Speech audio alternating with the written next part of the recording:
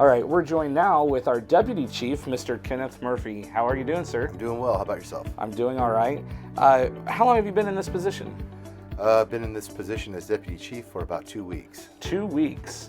So how did it feel when you were brought up in front of the city council and sworn in? You had family there, didn't you? Yeah, I had my family there. Yeah, how did that feel? It was good. It feels like I've been in this business a long time, and it's not very often that you get recognized as a police officer. So it was kind of, I guess it's probably been close to 20 years since I've had that same experience. So. Oh, that's nice. And how long have you been a police officer? I've been with the city of Martinsville for 20 years. I was a deputy in Brown County for several years prior to that. So Okay.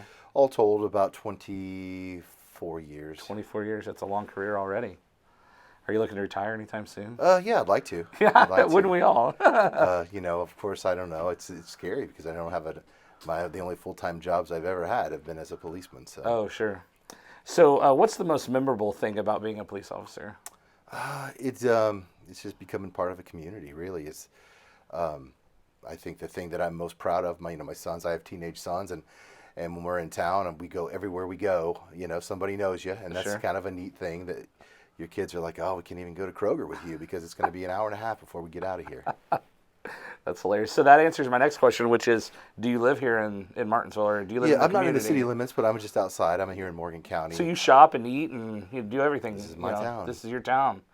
Tell us a little bit about really what the job duties are of a deputy chief. Well, I'm learning them as we go. Okay. No, but day to day, I have Chief Richards and I have had a really close relationship for as long as I've worked here. I've probably pulled more shifts with John than any other person, so we have a really good relationship here.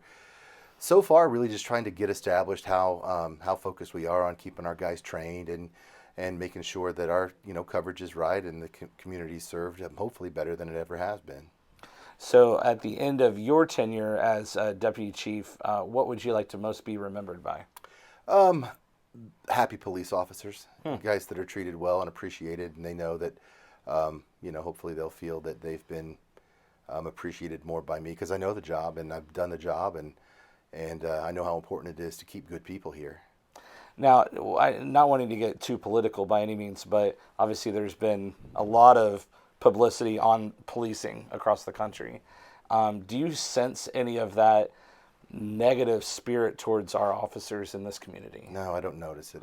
It comes up in conversation, and I teach a course at the high school, and of course, current events is something that we teach, so we talk Sure. about it there. But reflective in policing in this community, really not so much. We just don't have, we just have good people here, and not to say that good people don't make honest mistakes, but when they're honest, communities are pretty forgivable about things. We just don't notice it here. Right.